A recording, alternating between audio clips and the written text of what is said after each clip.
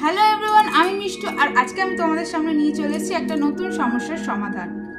বর্তমান সমাজে একটা নতুন এই রোগ প্রত্যেকটা মানুষকে ঘিরে ধরেছে, যে রোগটির নাম হচ্ছে ওভার থিঙ্কিং। প্রায় প্রতিটা মানুষ আমরা এই ওভার থিঙ্কিংয়ে ভুগছি। তো আজকে আমি তোমাদেরকে 3টি সহজ উপায় বলবো কিভাবে ওভার থিঙ্কিং থেকে বেরিয়ে আসতে পারবে। বর্তমান সমাজে প্রায় বেশিরভাগ মানুষই আমরা ওভার থিঙ্কিংয়ে ভুগে থাকি। আসলে ওভার থিঙ্কিংটা কি, সেই সমস্যাটা হলো আমাদের প্রত্যেকের মনে হয় যেন আমরা কিছু একটা রোগ নিয়ে ভুগছি বা কিছু একটা চিন্তা আমাদের মাথার মধ্যে জট পাকাচ্ছে। বা ধরো দিন রাত শুতে খেতে উঠতে বসতে আমরা কিছু নিয়ে ভেবে যাচ্ছি, কিন্তু কি নিয়ে ভাবছি সেই বিষয়টার সঙ্গে আমরা এখনো অবগত নয়। হয়তো সকালবেলায় ঘুম থেকে উঠছি কোনো চিন্তা নিয়ে, আবার রাত্রে ঘুমোতে যাচ্ছি কোনো চিন্তা নিয়ে। সকালবেলা যখন ঘুম থেকে উঠছি সেই চিন্তাটা নিয়ে, তখন মনে হচ্ছে যেন আমরা ওই টায়ার্ড হয়ে যাচ্ছি, কিছু ভাবতে ভাবতে আমরা ক্লান্ত হয়ে যাচ্ছি, আমরা আর পারছি না। এটাই হচ্ছে ওভার থিঙ্কিং। আসলে আমরা বুঝতে উঠতে পারি না যে আমরা কি ভাবছি। তো আজকের ভিডিওটাতে আমি এই সমস্যারই সমাধান দেব তোমাদেরকে।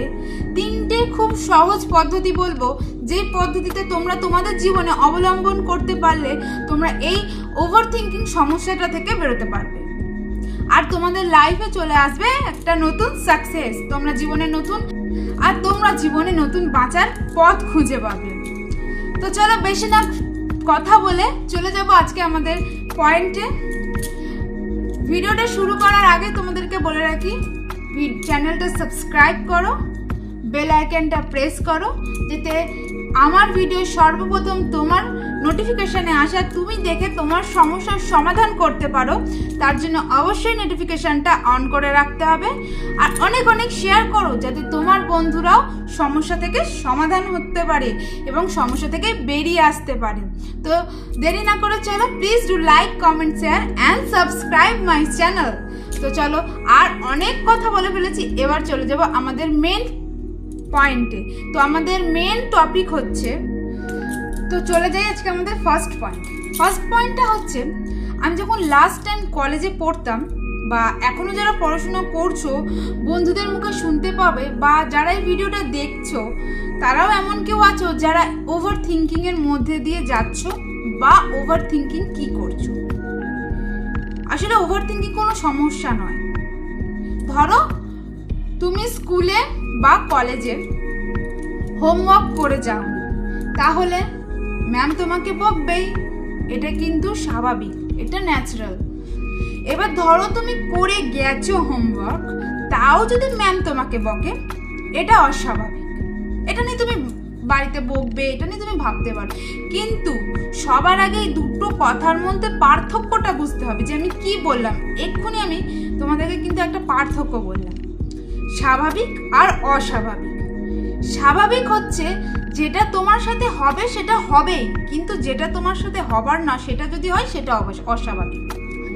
তাহলে তোমাকে ভাবতে হবে কোনটা স্বাভাবিক আর কোনটা অস্বাভাবিক, তাহলে তুমি সমস্যাটার সমাধান করতে পারবে। কারণ যেটা সবার সাথে ঘটে সেটাও কিন্তু তোমার সাথেও ঘটবে, এটা স্বাভাবিক। তাই এটা হচ্ছে কেন, এটা নিয়ে ভেবে সময় নষ্ট না করে এই জিনিসটা স্বাভাবিক হিসেবে নিতে শেখো, তাহলে আর ওভার থিঙ্কিং হবে না। তো সর্বপ্রথম তোমাকে এটা বিলিভ করতে হবে যে ওভার থিঙ্কিং কোনো সমস্যা নয়। Yes, over thinking not my problem. Over thinking আমার কোনো সমস্যা নয়। যেটা স্বাভাবিক সেটাকেও যদি আমি অস্বাভাবিক হিসেবে ধরি, তাহলে তো আমার চিন্তা হবে। এবার ওই চিন্তা ভাবনাকে দূরে ফেলে তোমাকে ভাবতে হবে ওভার থিঙ্কিং কোনো সমস্যা নয়। কেন সমস্যা নয় সেটা থার্ড পয়েন্টে বলবো। আপাতত ফার্স্ট পয়েন্টে দাঁড়িয়ে তোমাদেরকে এই বিষয়টা নোট করতে হবে যে ওভার থিঙ্কিং কোনো সমস্যা নয়। Over thinking it's not your problem. বুঝতে পারলে? তো চলো বেশি দেরি না করে এবার চলে যাব আমরা সেকেন্ড পয়েন্টে। সেকেন্ড পয়েন্টটা কি? ওভার থিঙ্কিং মানে কি? আমাদের কোনো একটা বিষয় নিয়ে ভাবায়, সেটা ফিউচার হতে পারে, সেটা কেরিয়ার হতে পারে, সেটা আমাদের রিলেশনশিপ হতে পারে। ধরো তুমি কোনো একটা এক্সাম দেবে, এক্সামটা দেওয়ার আগে তুমি ভাবছো যে যদি এক্সামটা খারাপ হয় তাহলে আমি ফেল করে যাব, কিভাবে বাবা মায়ের সামনে মুখ দেখাবো, কিভাবে সোসাইটির সামনে মুখ দেখাবো।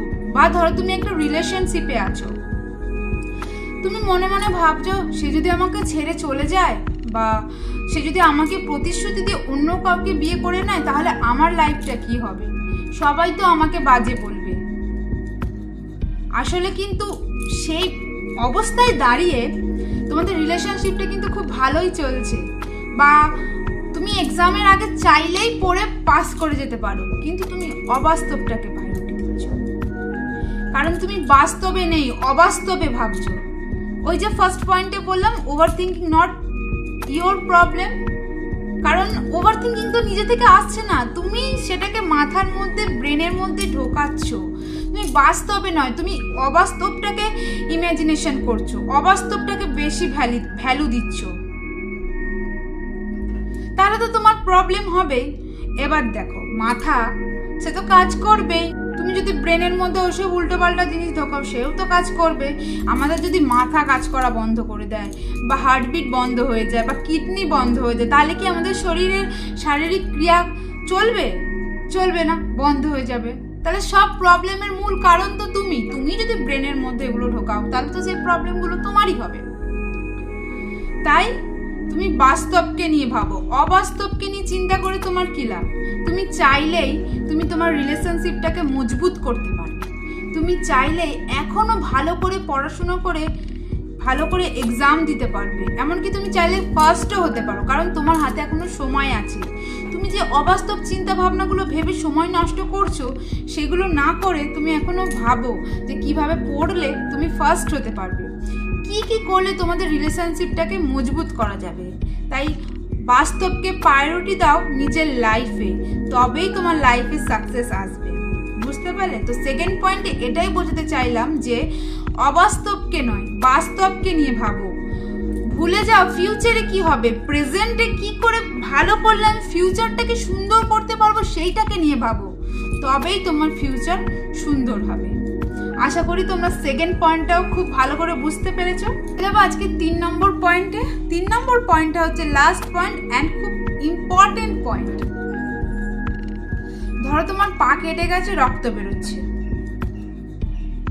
পা কেটে গেছে রক্ত বেরোচ্ছে, এটা নিয়ে না ভেবে কেন রক্ত বেরোচ্ছে সেটা নিয়ে তুমি চিন্তা করছো। পাটা কেটে গেছে সেই কারণে রক্ত বেরোচ্ছে, এটাকে তো ভাবতে হবে।